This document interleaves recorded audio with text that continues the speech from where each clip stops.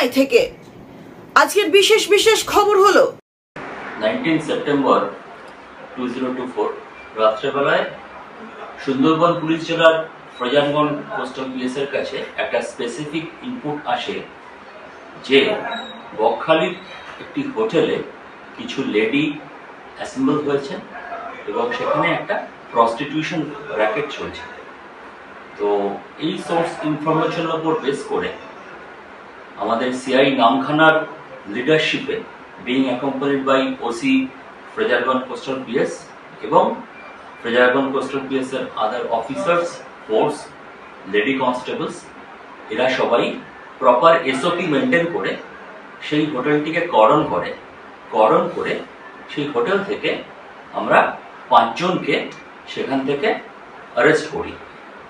এই 5 জনের মধ্যে 2 জন আছে যারা এজেন্ট বা ব্রোকার হিসেবে কাজ করে, একজন আছে যিনি সেই হোটেলটির ম্যানেজার, বাকি 2 জন হচ্ছেন ক্লায়েন্ট। এটা সুন্দরবন পুলিশ জেলার একটা বড় সাফল্য, কারণ আমরা আমাদের মাননীয় পুলিশ সুপার ডক্টর কোটেশ্বর রাও আইপিএস স্যারের নেতৃত্বে একটা জিরো টলারেন্স অফ ক্রাইম এই লেভেলটাতে বিলং করছি। তাই যেখানেই যখন কোনো অপরাধ সংগঠিত হচ্ছে আমরা সেখানে তৎপর হয়ে আমাদের নেসেসারি অ্যাকশন নিচ্ছি। আজকে সেই 5 জনকে আমরা লার্নেড কোর্টের কাছে প্রডিউস করেছি উইথ পিসি প্রেয়ার এবং আমাদের ইমোরাল ট্রাফিকিং অ্যাক্ট 1956 এর সেকশন 3, 4, 5 and 7 অ্যাক্টে এদের এগেইনস্টে স্পেসিফিক কেস স্টার্ট করে ইনভেস্টিগেশন শুরু করা হয়েছে। হোটেলের নাম কি জানা গেছে? হোটেলের নামটা আমি এই মুহূর্তে বলছি না, আমাদের তদন্তের সাথে।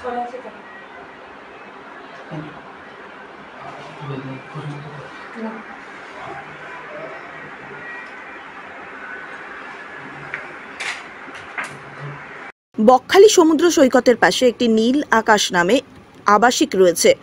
সেই আবাসিক হোটেলে বসেছিল মধুচক্রের আসর। গোপন সূত্রে খবর আসে ফ্রেজারগঞ্জ কোস্টাল থানায়। সুন্দরবন জেলা সুপারের নির্দেশে ফ্রেজারগঞ্জ কোস্টাল থানার পুলিশ ঘিরে ফেলে আবাসিক হোটেলটি। হোটেল থেকে গ্রেপ্তার করে এক মহিলা, 4 পুরুষ সহ মোট 5 জনকে। তাদেরকে আজ কাকদ্বীপ সিজিএম আদালতে তোলা হবে। ধৃতদের মধ্যে আছে একজন হোটেল ম্যানেজার, 2 জন দালাল ও বাহিরে থেকে আসা 2 জন পুরুষ মহিলা।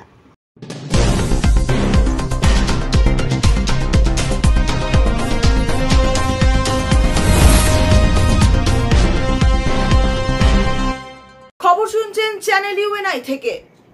আজকের বিশেষ বিশেষ খবর হলো দ্য টাইম।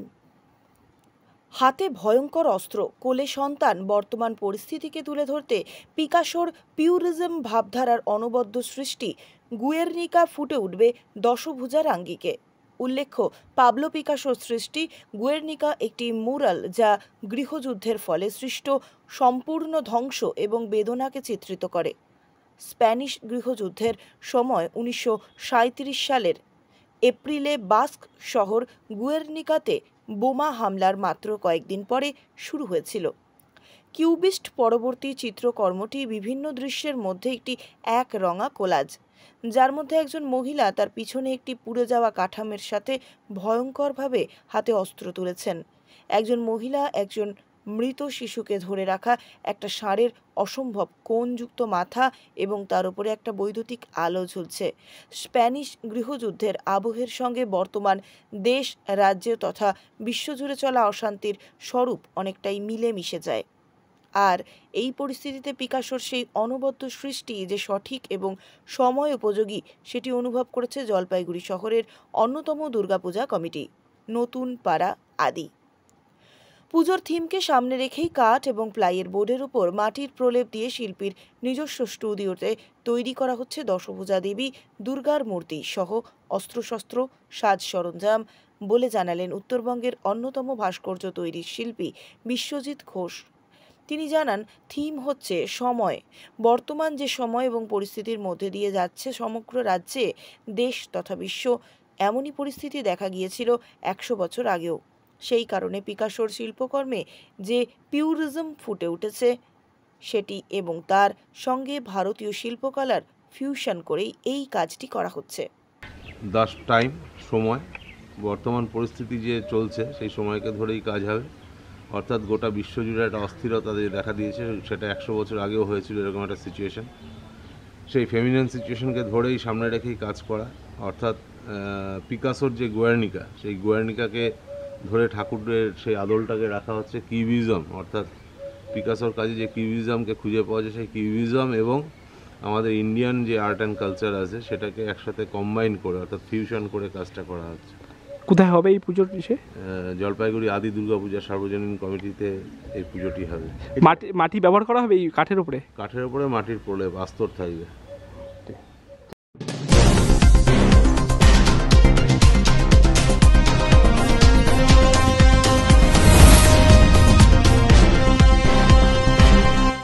খবর শুনছেন চ্যানেল ইউএনআই থেকে। আজকের বিশেষ বিশেষ খবর হলো, আরজিকর কাণ্ডের মাঝেও ধামাচাপা পড়ল না বারাসাতের কাউন্সিলরের কুকীর্তির অভিযোগ। সূত্রের খবর অনুযায়ী অতীতে ত্রিপুরার বাসিন্দা এবং বর্তমানে উত্তর 24 পরগনার ব্যবসায়ীকে মোটা অঙ্কের মুক্তিপণের জন্য 2 দফায় কিডন্যাপ করার অভিযোগে গ্রেপ্তার করা হলো বারাসাতের এক কাউন্সিলরকে।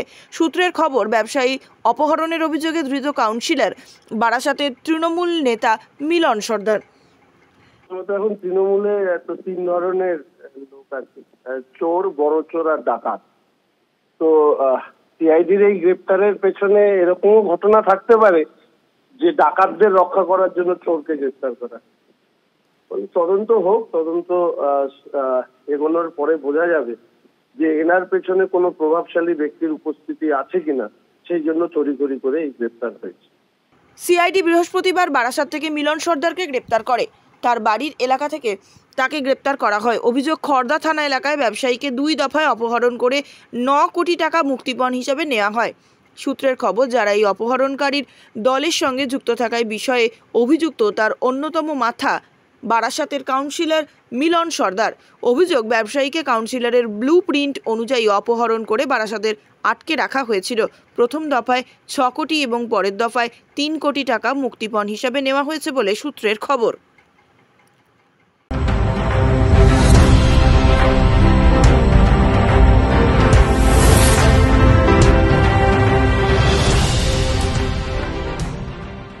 খবর শুনছেন চ্যানেল ইউএনআই থেকে।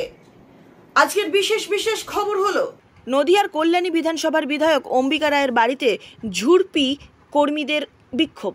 অভিযোগ, গতকাল রাত্রে কল্যাণী সেন্ট্রাল পার্কে বিজেপির পার্টি অফিসে শ্যামাপ্রসাদ ভবনে বিজেপি যুব মোর্চার নেতা সুখদেব মাইতিকে বেধড়ক মারধর করে বিধায়ক অম্বিকা রায়ের আশ্রিত দুষ্কৃতীরা। ঘটনায় পার্টি অফিসে থাকা মহিলাদের শ্লীলতাহানি করার অভিযোগ বিধায়ক আশ্রিত দুষ্কৃতীদের বিরুদ্ধে। যদিও এরপর বিজেপির পক্ষ থেকে প্রাণ সংশয়ের আশা নিয়ে কল্যাণী থানায় লিখিত অভিযোগ করা হয়। এরপর আজ বিধায়কের বাড়ির সামনে বিজেপি কর্মীরা ক্ষুব্ধ হয়ে বিক্ষোভ দেখান। ভাঙা হয় বিজেপির বিধায়কের গাড়ির কাঁচ। আন্দোলনকারীদের দাবি বিধায়কের পদত্যাগ। যদিও এই বিষয়ে বিধায়কের এখনো পর্যন্ত কোনো প্রতিক্রিয়া পাওয়া যায়নি। ঘটনাস্থলে রয়েছে পুলিশ। এলাকায় চরম উত্তেজনা। মেন বক্তব্য যে বিধায়ক কি করে কালকে পার্টি অফিসে গিয়ে বহিরাগত তৃণমূল কর্মীদের নিয়ে গিয়ে উনি আক্রমণ চালিয়েছে আমার যুব সাধারণ সম্পাদক, আমার জেলার, আমার মন্ডলের সাধারণ সম্পাদক সঞ্জিত ভট্টাচার্যের উপর।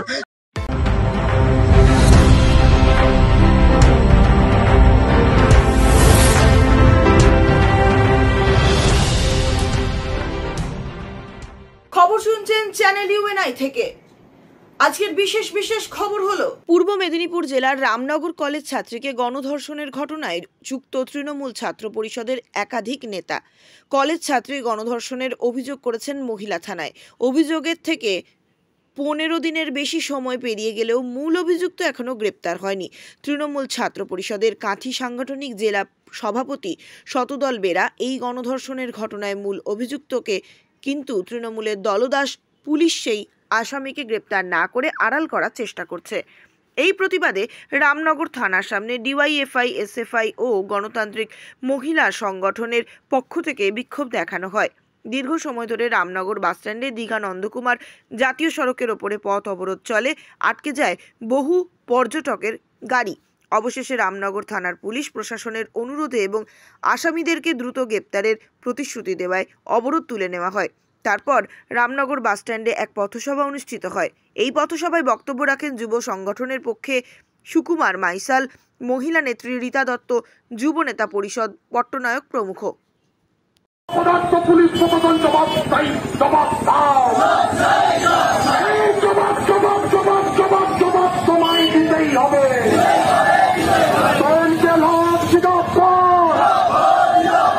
পুলিশ তুমি উঠতে ছাড়ো, পুলিশ তুমি উঠতে ছাড়ো, পুলিশ তুমি উঠতে ছাড়ো।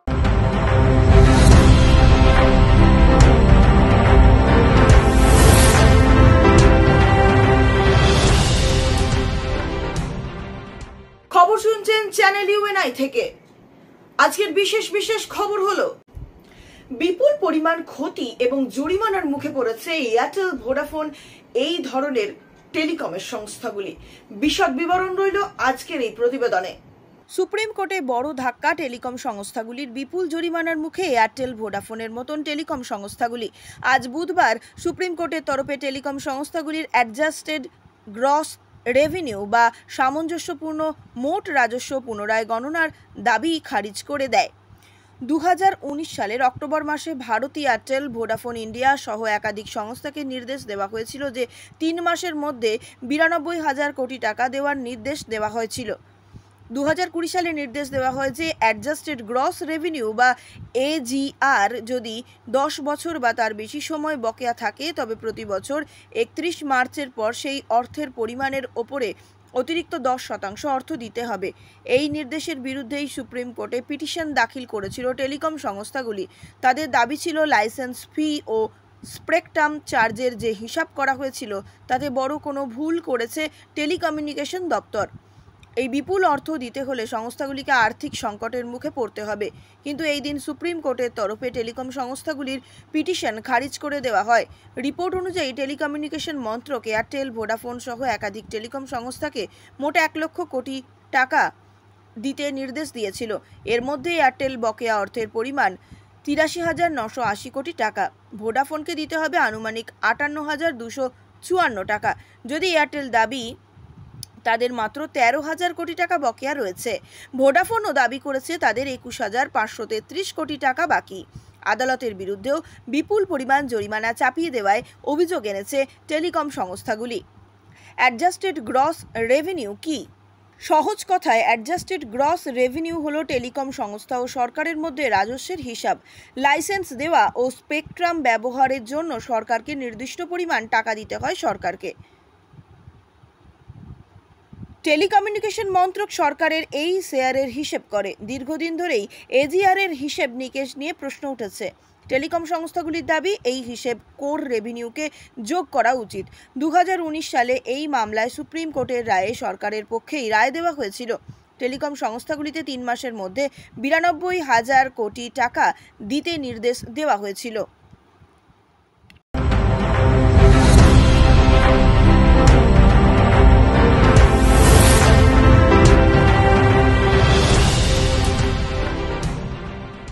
খবর শুনছেন চ্যানেল ইউএনআই থেকে। আজকের বিশেষ খবর হলো অন্ধ্রপ্রদেশের তিরুপতি মন্দিরের কাহিনী শুনলে অবাক হয়ে যাবেন। মন্দিরের ভক্তদের প্রাণীজ চর্বি দ্বারা তৈরি লাড্ডু প্রসাদ হিসেবে বিতরণ। তীব্র বিতর্ক। মুখ্যমন্ত্রী চন্দ্রবাবু নাইডু প্রতিবাদ করেন যে তিরুপতির শ্রী ভেঙ্কটেশ্বর মন্দিরে প্রসাদী লাড্ডুতে পশুজাত চর্বি অর্থাৎ ফ্যাট ব্যবহৃত হচ্ছে। তিরুপতি মন্দিরের প্রসাদ নিয়ে শুরু টানাপোড়েন। অন্ধ্রপ্রদেশের মুখ্যমন্ত্রী এন চন্দ্রবাবু নাইডু দাবি করলেন যে তিরুপতি মন্দিরের লাড্ডুতে পশুর ফ্যাট বা নিম্নমানের পণ্য ব্যবহার করা হতো। পূর্ববর্তী ওয়াইএস কংগ্রেসকেই দোষারোপ করেছেন চন্দ্রবাবু, যদিও ওয়াইএসআর কংগ্রেসের তরফে এই অভিযোগ অস্বীকার করা হয়েছে। অন্ধ্রপ্রদেশের রাজধানী অমরাবতীতে একটি দলীয় বৈঠকেই মুখ্যমন্ত্রী চন্দ্রবাবু নাইডু দাবি করেন যে তিরুপতির শ্রী ভেঙ্কটেশ্বর মন্দিরে প্রসাদী লাড্ডুতে পশুর ফ্যাট ব্যবহার করা হতো। তিনি বলেন, তিরুমালার লাড্ডুতেও নিম্নমানের সামগ্রী ব্যবহার করা হতো। ঘিয়ের বদলে ফ্যাট ব্যবহার করত তারা। আমরা ক্ষমতায় আসার পর আবার বিশুদ্ধ ঘি দিয়েই লাড্ডু তৈরি করা শুরু করেছি। মন্দির নিয়মিত স্যানিটাইজ করা হয় এখন। মুখ্যমন্ত্রীর এই দাবির পর অন্যান্য মন্ত্রীরা অন্ধ্রপ্রদেশের আইটি মন্ত্রী নারা লোকেশ বলেন, তিরুমালার ভেঙ্কটেশ্বর মন্দির আমাদের কাছে সবথেকে পবিত্র মন্দির। আমি শুনে অবাক যে জগমোহন রেড্ডির প্রশাসন তিরুপতির প্রসাদে ঘিয়ের বদলে ফ্যাট ব্যবহার করত। আমি শুনে অবাক যে জগমোহন রেড্ডির প্রশাসন তিরুপতির প্রসাদে ঘিয়ের বদলে ফ্যাট ব্যবহার করত। যদিও ওয়াইএসআর কংগ্রেসের তরফে এই সমস্ত অভিযোগ অস্বীকার করা হয়েছে। তাদের দাবি রাজনৈতিক স্বার্থ সিদ্ধির জন্য যে কোনো সীমায় নামতে পারে টিডিপি। রাজ্যসভার সাংসদ সুব্বা রেড্ডি দাবি করেন যে তিরুমালার মন্দিরের পবিত্রতা নষ্ট করেছে টিডিপি সরকার, ভক্তদের আবেগ নিয়ে ছিনিমিনি খেলেছে।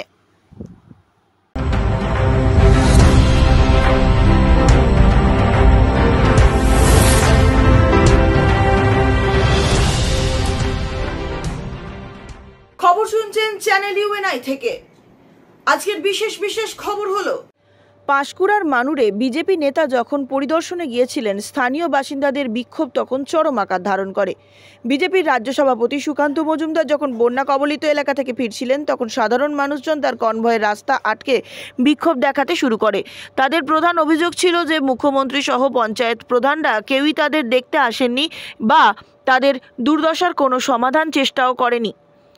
স্থানীয় বাসিন্দারা দীর্ঘক্ষণ ধরে পর্যাপ্ত খাবার এবং পানীয় জলের অভাবে ভুগছেন। এই অবস্থায় তারা বাঁশ লাঠি নিয়ে রাস্তায় নেমে সুকান্ত মজুমদারের কনভয়ের পথ অবরোধ করেন এবং প্রশাসনিক পদক্ষেপ ত্রাণের জন্য জোর দাবি করেন।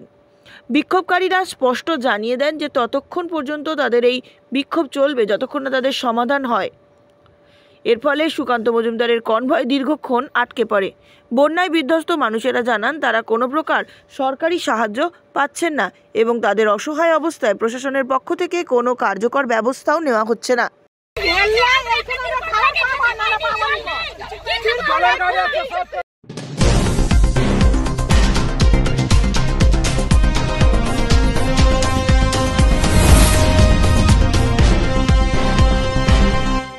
খবর শুনছেন চ্যানেল ইউএনআই থেকে। আজকের বিশেষ খবর হলো, পূর্ব মেদিনীপুর জেলার পাঁশকুড়া ব্লকের নানুরে চরম অস্থিরতা দেখা গিয়েছে। যখন স্থানীয় বাসিন্দারা বন্যা কবলিত এলাকায় ত্রাণের দাবিতে বিক্ষোভ দেখান, অভিযোগ উঠেছে যে দীর্ঘদিন ধরে তারা পর্যাপ্ত খাবার এবং পানীয় জল পাচ্ছেন না। এই দাবিতে ক্ষুব্ধ বাসিন্দারা কেন্দ্রীয় বিজেপি সভাপতি সুকান্ত মজুমদারের কনভয়ের রাস্তা আটকে বিক্ষোভ প্রদর্শন করেন। বিক্ষোভকারীরা লাঠি এবং বাঁশ হাতে নিয়ে রাস্তায় নেমে ক্ষোভ দেখাতে থাকেন। তাদের দাবি স্পষ্ট, বন্যা পরিস্থিতির মোকাবিলায় প্রশাসনিক ব্যবস্থা ও জরুরি ত্রাণ সরবরাহ। বন্যায় বিধ্বস্ত এলাকার মানুষেরা তাদের দুর্দশার কথা তুলে ধরে জানিয়েছেন তারা একেবারেই সাহায্য পাচ্ছেন না এবং প্রশাসনের পক্ষ থেকে কোনো রকম কার্যকর পদক্ষেপও নেওয়া হয়নি। বিক্ষোভের ফলে সুকান্ত মজুমদারের কনভয় দীর্ঘক্ষণ আটকে থাকে। বাসিন্দাদের দাবি যতক্ষণ না তাদের সমস্যার সমাধান করা হচ্ছে ততক্ষণ বিক্ষোভ চলবে।